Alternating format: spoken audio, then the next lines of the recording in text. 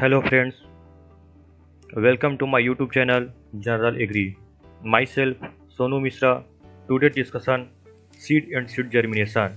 आज हम बात करेंगे कि बीज होता क्या है और बीज का अंकुरण कैसे होता है। ठीक है, तो चलिए शुरुआत करते हैं हम, जिसमें हमारा पहला टॉपिक है सीड। कि सीड होता क्या है देखते हैं। A seed is found inside the fruit which converts into a new plant. मतलब बीज वह है जिससे हमें एक नए पौधे की प्राप्ति होती है, उसे हम बीज कहते हैं। और ये बीज कहाँ होता है?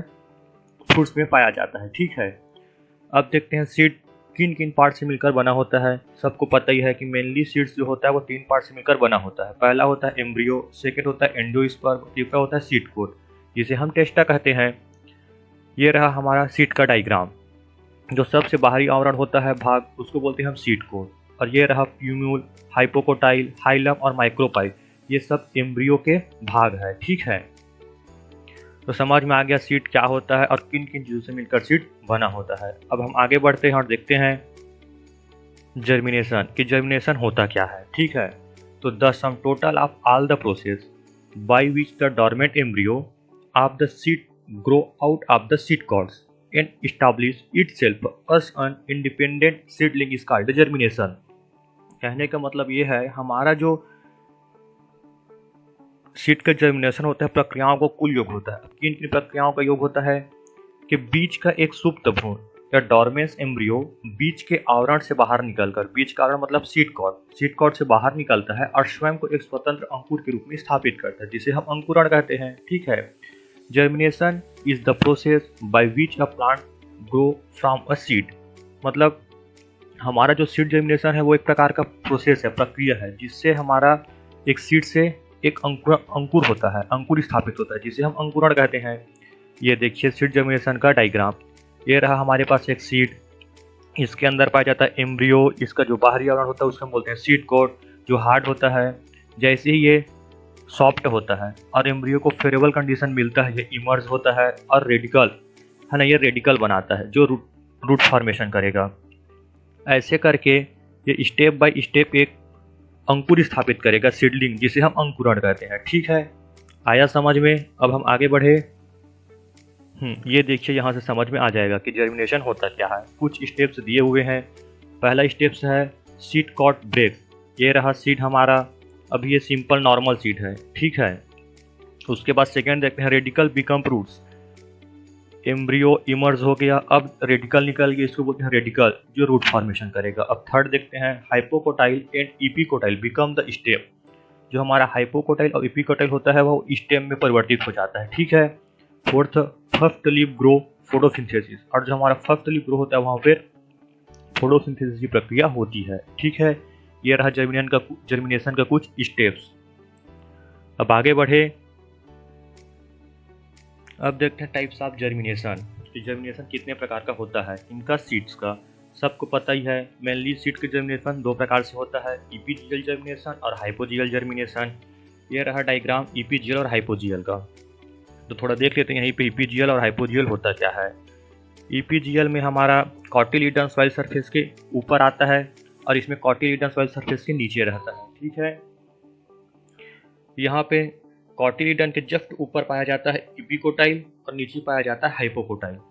ठीक, ये हमारा प्यूम्यूल है जो शूट फॉर्मेशन करता है, ये हमारा रेडिकल है जो रूट फॉर्मेशन करेगा। ठीक है, आगे बढ़े। आ गया समझ में सीड क्या होता है, जर्मिनेशन क्या होता है और जर्मिनेशन कितने प्रकार का होता है सीड का। ठीक है, ये रहा हमारा इपीजियल जर्मिनेशन। अब देखते हैं इपीजियल जर्मिनेशन में क्या क्या होता है। ईपी मतलब होता है एबोव, इसके एबोव सॉइल सरफेस के। सेकेंड पॉइंट है the germination of a plant that takes place above the ground. हमारा जो जर्मिनेशन होता है वो सॉइल सरफेस के ऊपर होता है।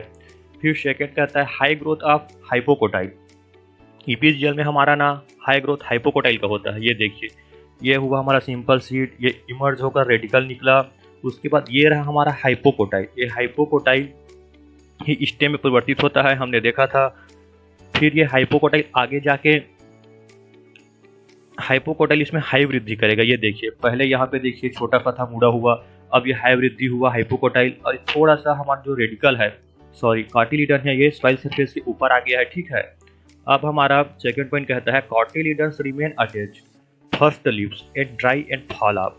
ये रहा हमारा कॉटिलीडन जो फर्स्ट लीफ से अटैच है। उसके बाद जब ये लीव्स पूर्ण रूप से विकसित हो जाता है तो ये जो हमारा कॉटिलीडन है वो ड्राई होकर गिर जाता है जमीन में। ठीक है, अब कुछ एग्जाम्पल देख लेते हैं। जितना भी डाइकार्ड्स होता है उसका इपीजियल जर्मिनेशन होता है और जितना भी मोनोकार्ड्स होता है उनका हाइपोजियल जर्मिनेशन होता है। अब यहीं पे थोड़ा देख लेते हैं डाइकार्ड्स और मोनोकार्ड्स होता क्या है। हम डाइकार्ड्स उसे कहेंगे जिसका सिर दो भाग में टूट जाए और मोनोकार्ड्स जिसका सिर दो भाग में ना टूटे। ठीक है, उसको बोलते हैं हम मोनोकार्ड्स। यहाँ पे देखते हैं थोड़ा सा, ये एम्ब्रियो का एक फिगर है समझ लो। ये ऊपर का भाग है पीम्यूल जिससे शूट फॉर्मेशन होगा, ये नीचे का भाग है रेडिकल जिससे रूट फॉर्मेशन होता है। ये रहा हमारा कॉटिलीडन जिसको हम सीड लीफ कहते हैं। जस्ट कॉटिलीडन के ऊपर हमारा इपिकोटाइल होता है और नीचे होता है हाइपोकोटाइल। ठीक है, आ गया समझ में। इपीजियल में हमारा हाई ग्रोथ हाइपोकोटाइल का होगा। जब हाई ग्रोथ होगा हाइपोकोटाइल का तो हमारा कॉटिलीडन ऑटोमेटिक पुश हो जाएगा सॉइल सरफेस के ऊपर। ठीक है, अब आगे बढ़े, आ गया समझ में। अब देखते हैं हाइपोजियल जर्मिनेशन। हाइपो मतलब होता है बिलो, बिलो मतलब सॉइल सरफेस के नीचे। तो सेकेंड पॉइंट है हमारा germination of a plant that take place below of the ground. हमारा जो जर्मिनेशन होता है वो सॉइल सरफेस के नीचे होता है। फिर कहता है high growth of epicotyl. Hypogeal में हमारा हाई ग्रोथ किसका होता है? इपिकोटाइल्स का होता है। यह रहा हमारा इपिकोटाइल्स। ठीक है, इपिकोटाइल्स का होता है। फिर cotyledons do not emerge out and finally decompose. जो हमारा कॉटिलीडन्स होता है वो इमर्ज आउट नहीं हो पाता सॉइल सरफेस के ऊपर और यहीं पे डिकम्पोज हो जाता है।